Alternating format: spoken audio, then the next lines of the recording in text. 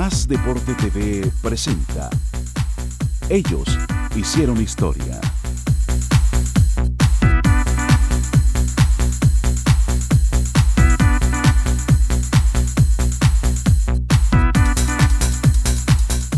Costa Rica también te va a tener, Andrés, y más adelante ya está el compromiso de nosotros, abusando de la gentileza tuya, hacerte una entrevista para Costa Rica, que están interesados en y saber de tu vida actual y de todo ese recorrido, una experiencia muy grata que ha quedado en Costa Rica por el cariño que te tiene el pueblo a raíz de esta transmisión del fútbol alemán. Entonces, Andrés, bienvenido, muchas gracias de antemano.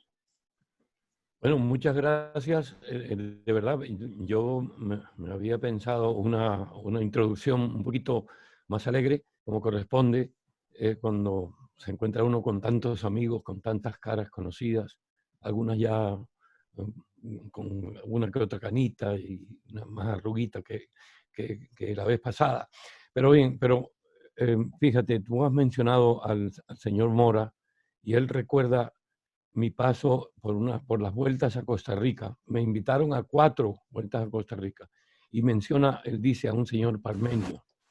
Y al mencionar a ese señor Parmenio, mira, de verdad, el corazón se me vino abajo.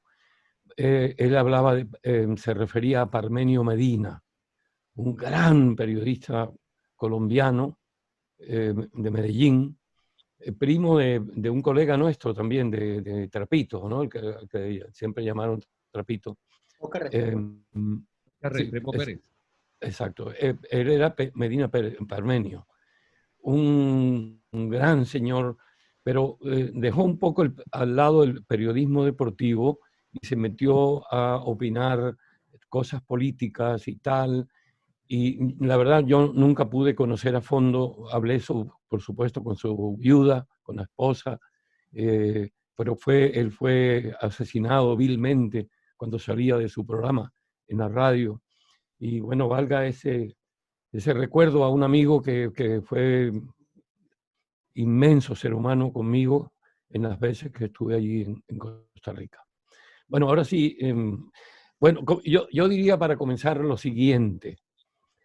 La palabra conferencia, ¿no? A mí me impone mucho respeto.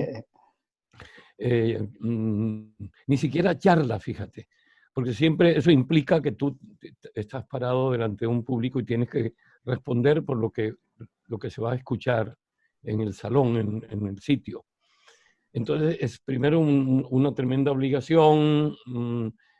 Caray, no siempre me veo yo en ese papel del hombre que agarra un micrófono y se larga a hablar infinitamente, ¿no? No, yo soy un poquito más quedado, digamos, ¿no? Entonces yo prefiero que esto se convierta en un coloquio bonito desde el principio. Pero bueno, por algo hay que comenzar y yo siempre comenzaría la primera imagen filmada en directo sobre un evento deportivo que yo conocí. Fue, qué curioso, grabando en Alemania un Mundo al Instante, con unas imágenes históricas que se utilizaron para algo, ahora no recuerdo, pero se referían al Mundial de 1930 que tuvo lugar, como se sabe, en Uruguay, y estas imágenes fueron filmadas en el avión donde la selección de Francia se dirigía a Río de Janeiro para tomar parte, a Montevideo, para tomar parte en el Mundial de 1930.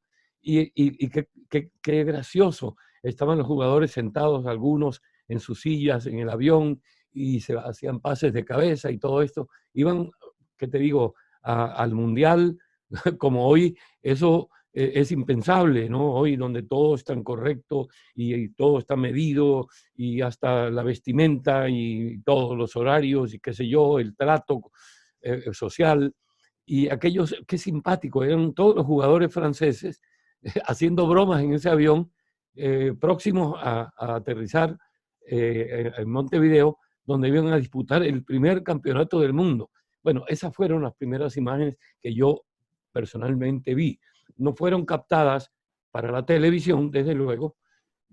Alguien las tomó pero sí las vi, como te digo, en ese noticiero del Mundo al Instante. Pero si vamos a la historia y vamos mucho más atrás, ahí sí nos encontramos con que tal vez la imagen, por cierto, muy impactante, la primera que se conoce ya filmada en vivo y en directo sobre un evento deportivo, fue en los Juegos Olímpicos de Atenas 1886, perdón, 1896. Qué curioso. Dicen que esas imágenes las filmó un asistente de Conan Doyle. Este Conan Doyle era el gran escritor inglés, el autor de Sherlock Holmes, la gran historia o historieta sobre un detective que todo lo averigua y todo lo descubre. Y él estaba ahí, Conan Doyle, en Atenas. El momento en que va terminando, son los metros finales de la maratón de los Olímpicos de 1896, y va punteando un italiano, Dorando Pietri. Y a Dorando Pietri ya no le alcanzan las fuerzas y le falta poquito, le faltan unos metros nada más. Y entonces lo empiezan alguien del público lo agarra, lo toma entre sus brazos y lo empuja, se lo lleva prácticamente cargado, y él gana la prueba de la maratón, pero después fue descalificado. Y esas sí son, yo diría, las primeras imágenes deportivas captadas en vivo y en directo durante una competencia deportiva. Por supuesto, todavía estaba muy lejos el invento de la televisión. El primer acontecimiento transmitido de un continente a otro, sin imágenes todavía, el chino Stewart lo sabe, fue una velada de boxeo que tuvo lugar, no sé si en Bangkok o en Manila, Filipinas, en todo caso en un país del Extremo Oriente. Y uno de los competidores era el famoso boxeador francés Georges Carpentier, a quien llamaban el señor Rosa, por lo elegante que era, ¿no? Él llegaba al ring bueno, como para una cena en el palacio de la reina de Inglaterra, ¿no? De Buckingham. Entonces, lo llamaron así, el hombre, Monsieur Violet, le llamaban los franceses, el señor Violeta, el nombre de una rosa, perdón, de una flor. En fin, pero hubo que esperar mucho tiempo hasta que tuviéramos, digamos, transmisiones en vivo por televisión deportivas. Lo que había eran reportes fragmentarios, informes, por supuesto también fragmentarios. Lo que sí hubo ya después, yo creo que el fútbol tuvo mucho que ver con eso, y también los Juegos Olímpicos, para el desarrollo de la transmisión de deportes en general, no solo de fútbol, por televisión. Hubo un largo camino en donde todos aprendimos de todos. El deporte aprendió de los talentos de la televisión aprendió también de los deportistas. Sí, por ejemplo, la manera como en los Olímpicos de 1970 los mexicanos hicieron una cantidad de aportes impresionantes, pero de verdad, uno se quita el sombrero hoy, ¿no? Sin ir muy lejos, las cámaras detrás de la portería, que no existían. Había transmisiones, por supuesto, ya de fútbol, ¿no? Recuerdo, yo vi algunos partidos del Mundial del 54, que no fue transmitido en vivo y en directo completo, pero sí había muchos pasajes, sobre todo de la final, ¿no? de Alemania, que le ganó al favorito Hungría. En fin, pero estamos hablando de los aportes que hubo. Por ejemplo, los mexicanos estrenaron en el año 70 una cantidad de avances, ¿no? En la mecánica de captar el deporte con las cámaras y transmitirlo a los televidentes. No sé si de todo lo que he hablado les sugiere a ustedes alguna pregunta. Por supuesto que estoy dispuesto a escucharla. A ver, Andrés, sí, Andrés Noé. más que una pregunta, es una actualización técnica para los compañeros. En 5 minuticos se nos va a cortar esta actual reunión, pero inmediatamente les vamos a cursar la invitación para continuar la charla en este mismo espacio, pero a través de otra ventana. Entonces, para que estén pendientes ahí, apenas les cursemos la invitación, volver a entrar y así no va a hacer perder tiempo ni nada por el estilo. Y yo también le paso la invitación a Andrés para que él se conecte nuevamente con la nueva invitación. Andrés Salcedo. Y el que no tenía un radio, sino que ahora ya lo dejaba en la cocina para que lo escuchara la señora mientras cocinaba, y ahora se interesaba más por las imágenes. Hubo también, paralelamente, como te digo, a ese enfrentamiento entre dos medios, uno que acababa de despuntar y el otro que había sido hasta hace poco el favorito, el único, el preferido. Y entonces esa lucha se libró en el campo de la semiología, que es el estudio de las imágenes, de lo que uno ve cuando sale a la calle, del movimiento de las señales, los signos que tiene la vida. Cuando tú estás mirando con tus audífonos puestos, mirando a tu computador, y levantas la vista y estás dando ahí, mira, ahí abriste los ojos desmesuradamente. Ahí hay una señal. Y para esa señal los semiólogos siempre tienen una explicación. Siempre, yo no llego tan lejos, pero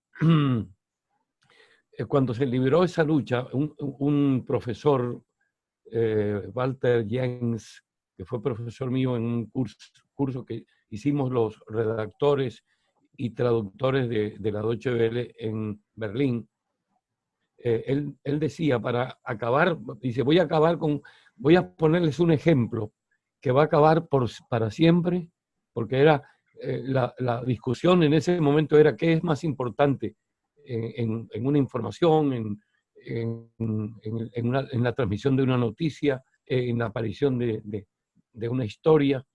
¿Qué es más importante, el sonido o la imagen? Si hay imagen, decían algunos, ¿para qué tener sonido? Uno, ¿no? Y entonces este hombre puso ese ejemplo que es ya famoso, ¿no? Estaban en una de esas cafeterías que hay en París, sobre todo en los Campos Elíseos, afuera, ¿no? Sirven, ponen alguna mesa, es muy chic llegar ahí, tomarse uno, aunque sea un café, ¿no? Eso, como te digo, perdón, un segundo, un poquito, hay que refrescar. Entonces, él dice que en ese sitio hay también, por supuesto, uno entra y las personas, estamos en verano, están dentro con aire acondicionado, viendo un televisor que el dueño del sitio ha instalado arriba, así, para que todos los comensales puedan seguir lo que está ocurriendo, ¿no? Y están todos ahí, pero el hombre, para no molestarlos, le ha quitado el volumen al aparato, y entonces para que lo único que se oye es el ruido de los tenedores y las cucharas y los platos y el movimiento de los camareros, pero ahí en la pantalla solo hay imágenes mudas, y de repente salen en la imagen una cantidad de personas despavoridas que huyen de un sitio, salen corriendo, y se ve algún policía por ahí, y de pronto otro policía va, y empiezan a conjeturar los que están comiendo en ese momento y ven las imágenes sin sonido, empiezan ¿qué es eso? Y uno dice, seguramente fue una bomba que pusieron. El otro dijo, no, un movimiento estudiantil de los tipos de la Sorbona que cada rato friegan en las calles, salen a molestar. Y cada uno tiene una explicación. Él dice, si no existiera el sonido, la televisión sí mostraría imágenes, pero el mensaje no llegaría completo. Entonces hay un maridaje. No puede una cosa sin el otro. Están ¿qué te digo? Condenados a llevarse bien en televisión, ¿no? En radio es diferente, en radio es solo el sonido, ¿no? ¿Qué más? ¿Qué más? No, pregunten vainas. Pero entonces, Andrés Noé, abrimos ahí para preguntas. No, yo hago una pregunta, Andrés, antes de abrir Sí, a los compañeros. Para ir dando orden, presidente, Sí, mientras sí. usted formula la pregunta, como lo hemos venido realizando, los compañeros levantan la manito, porque aquí hay un aplicativo para levantar la manito, y ahí los que no sepan levantar la manito pueden escribir ahí en el chat del grupo de Zoom y también los vamos agendando y ahí los vamos a estar dando el paso a las preguntas. Adelante, presidente. Gracias, Andrés.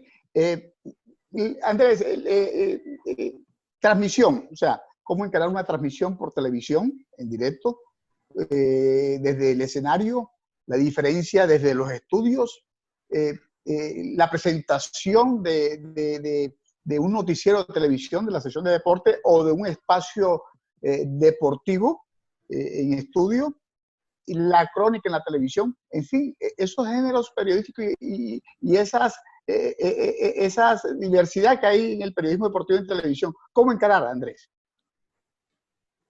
Bueno, comencemos con la primera pregunta sobre, ¿no?, las tecnologías. ¿Cómo ha ido avanzando esta cuestión de la transmisión del deporte por televisión? Y ahí tengo que mencionar ineludiblemente el Mundial de 1974 en Alemania, que después de México 70, que fue de verdad, fue ¿qué le digo yo? El reino de la innovación en materia de transmisión deportiva.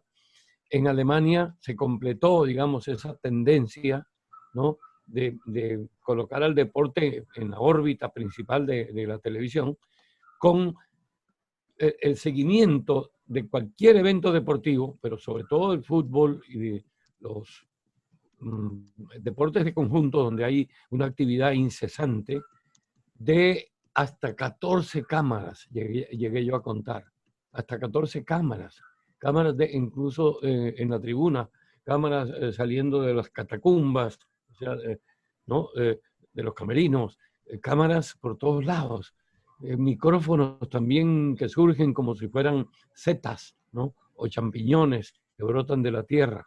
En fin, esto se nos ha convertido, la transmisión por televisión, de veras en un complique para quienes ya aprendimos esto en tiempos diferentes, pero también el hombre que se inicia en estas lides sabe que tiene que lidiar con muchas cosas que tienen que ver con la tecnología y con el cubrimiento de las imágenes. Al fin y al cabo, los que transmitimos, o los que hemos en algún momento comentado para la televisión, sabemos que nosotros debemos limitarnos a lo que está viendo el televidente, sin recargar el asunto, sin darle más cucharadas de las necesarias, ¿no?, para que sacie su sed de emociones.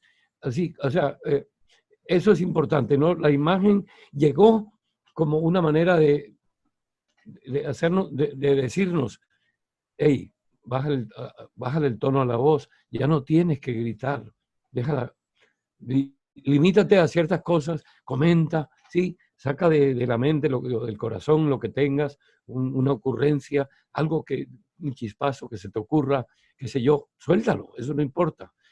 Pero no digas más allá de lo que el televidente está viendo, ¿no? En cambio, el narrador por radio tiene que seguir donde vaya el balón, hermano, donde vaya. Y el mismo Walter Jens, el mismo semiólogo de quien vengo hablando, él hablaba de que si el balón sube al estadio, al techo del estadio, allá tiene que ir el locutor de radio, detrás del balón. Lo ponía un poco, exageraba un poco, pero digamos, para hacernos un poco bien enfática la cosa, ¿no? Presidente, ¿ya algo más o pasamos ya con los que levantaron la mano? No, pasemos con los que levantaron la mano. Perfecto. El primero es Fajid Villanueva. Se prepara Jorge Molina. Fajid, adelante. Ahora el micrófono y realice su pregunta.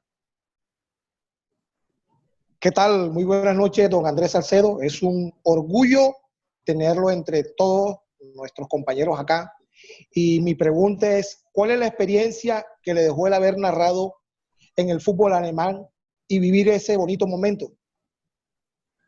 No, claro, Fajit, bueno, digamos que lo que a mí me ocurrió en Alemania en los 22 años que estuve ahí, mm, no se limitó al fútbol. Fueron, ¿qué te digo yo?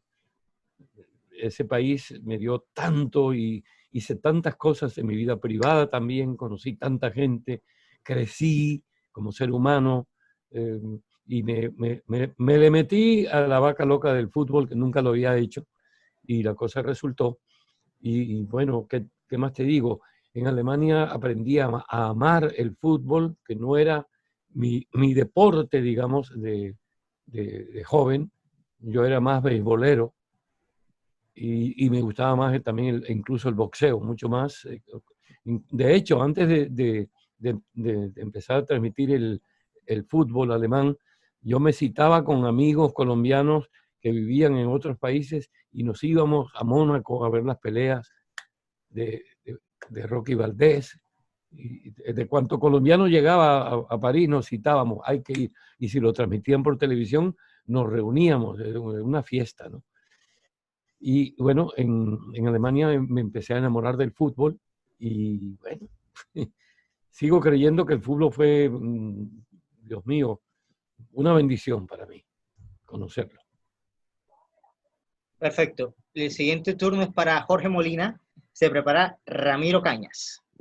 Gracias, Andrés Noé. Un abrazo para todos los compañeros, los amigos, los colegas de Acor Atlántico. El maestro Andrés Salcedo, indudablemente felicitarlo, porque ha sido a lo largo de los años una persona experimentada, que ha sido imagen, ha sido faro, luz y guía de inclusive varias personas que están inclusive con experiencia y otros que apenas vamos arrancando en este camino. Maestro Andrés, una consulta en cuanto al tema de la narración deportiva y el tema del comentario. ¿Cuál es la diferencia del comentario y la narración deportiva de antes, cuando usted tuvo éxito, al comentario y la narración deportiva de ahora, tanto para radio como para televisión? Maestro, un abrazo. Sí, bueno, mira, hay cosas que van cambiando a lo largo de los años en nuestro oficio, así como han cambiado las reglas del fútbol. También en nuestro medio, en nuestro oficio, se han operado cambios. Cuando yo aprendí a transmitir por televisión un partido de fútbol, en ese momento, en todos los países que yo conocía, el narrador también era comentarista.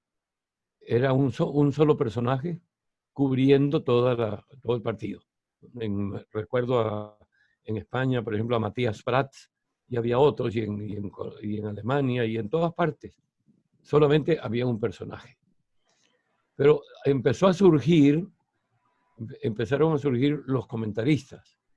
Y los comentaristas irrumpieron en el escenario, no solamente de la transmisión deportiva, se metieron en los estudios y empezaron a opinar y a cautivar a la gente, así como hacen los políticos en todas partes, y tenían verbo y tienen buena carreta, saben de la cosa, y para mí, han sido un enriquecimiento, siempre que no haya un exceso tampoco, ¿no? Dios mío, que prácticamente, como me ha tocado a mí en la vida trabajar en algún momento con un comentarista que no me dejaba narrar. Él arrancaba con su comentario y constantemente estaba interviniendo. Y bueno, no, como te digo, en la época en que yo aprendí el oficio, era un solo conductor de la transmisión. Gracias, don Andrés. Para contrastar que hoy hasta 6 personas en una transmisión. Es lo que se estila habitualmente. Ramiro Rafael Cañas Guerra es el próximo en preguntar y se prepara Ricardo Ordóñez. Adelante, Ramiro. Muy amable, Andrés Noé. Don Andrés, ¿qué opinión le merece que exfutbolistas estén justamente llegando al espacio ahora de la televisión principalmente, haciendo análisis y aportando algunas cosas con su experiencia, pero quitándole de pronto espacio a periodistas. Mira, eso es como todo en la vida. El uno nace con rizos bonitos, plateados o dorados, y el otro nace con una nariz bien perfilada y el otro mira bonito, y la niña tiene, tú sabes, ¿no?, la carrocería bien sabrosa, y la otra le gana en carreta. En fin, todos nacen con su gracia. Y hay futbolistas, ¿por qué no?, que tienen talento también para intervenir, y la gente, justamente por haber sido ellos futbolistas, si lo hacen bien, la gente les come cuento, tienen credibilidad. En cambio, el comentarista, el que arranca de cero, tiene que ganarse esa credibilidad. O sea, tiene esa desventaja frente al baldano de la época o del momento. Pero sí, hay comentaristas, exfutbolistas, que como comentaristas a mí me han defraudado y han resultado un fiasco, y hay otros que sí han logrado seguir adelante. Como te digo, en la vida es así. Surges, tropiezas, te encarrilas o fracasas. ¿Qué vamos a hacer? Gracias, don Andrés. Ricardo Ordóñez Simons es el siguiente a preguntar y se prepara Robin Castro. Adelante, Ricardo.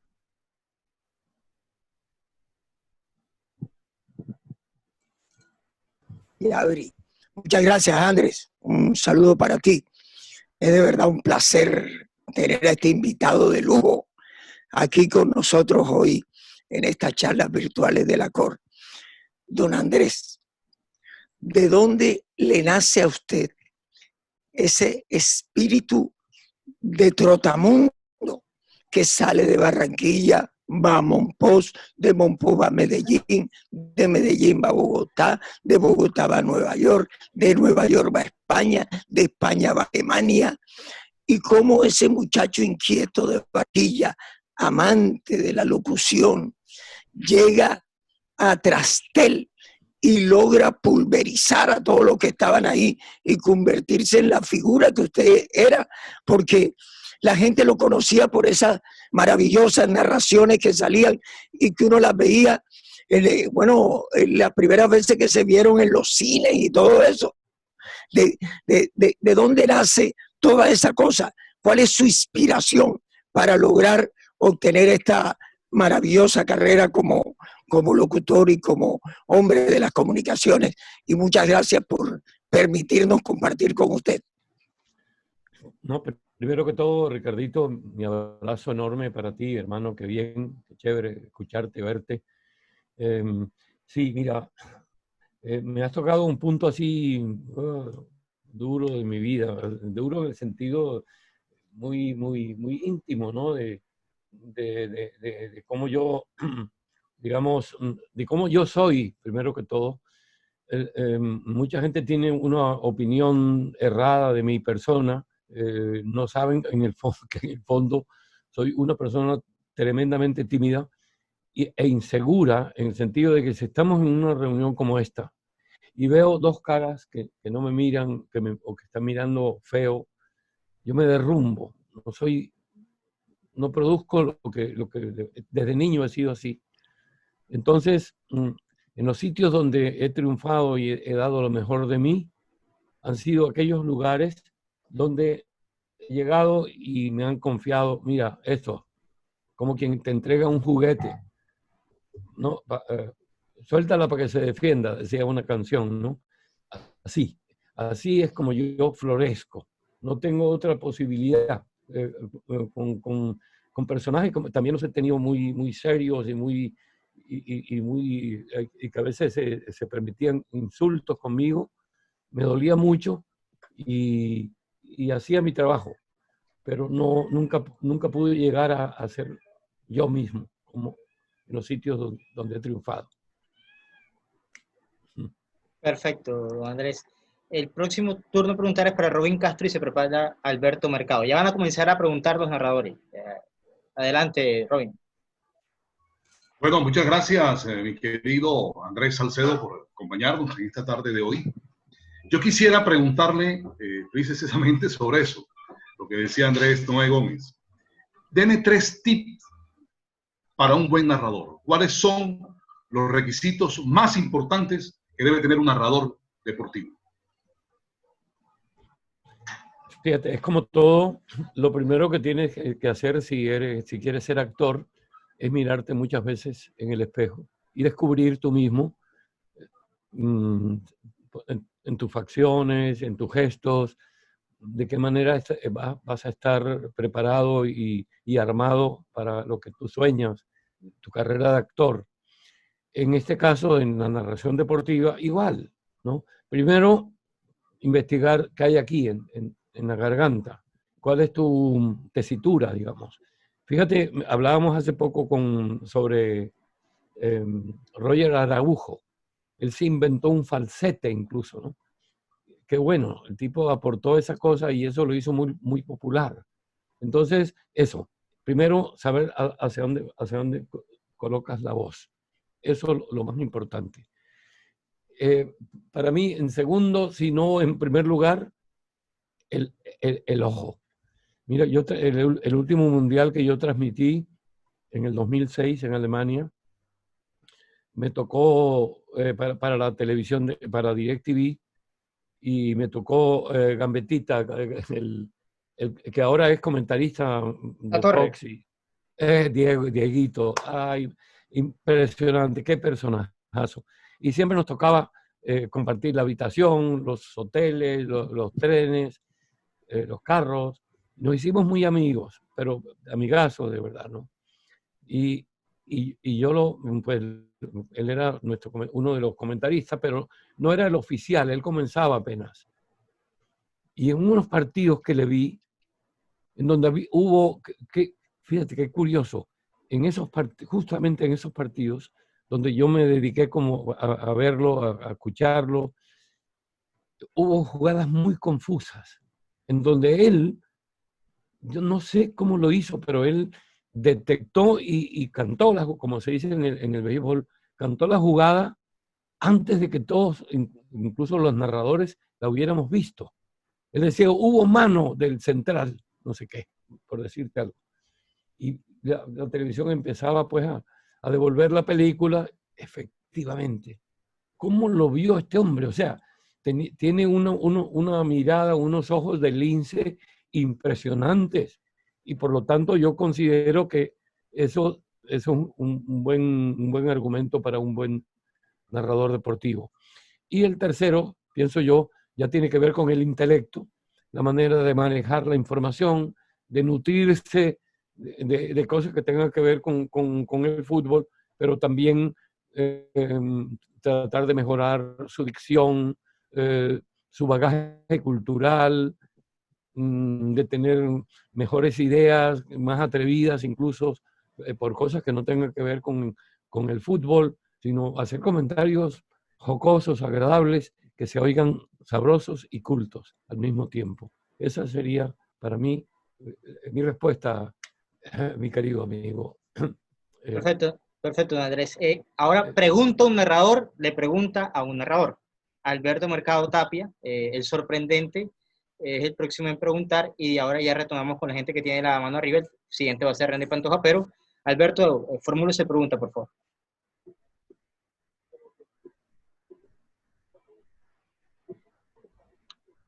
Alberto. Bueno, Albertico me tiene miedo. A ver. Tiene el micrófono cerrado. A ver si abre el micrófono, Alberto.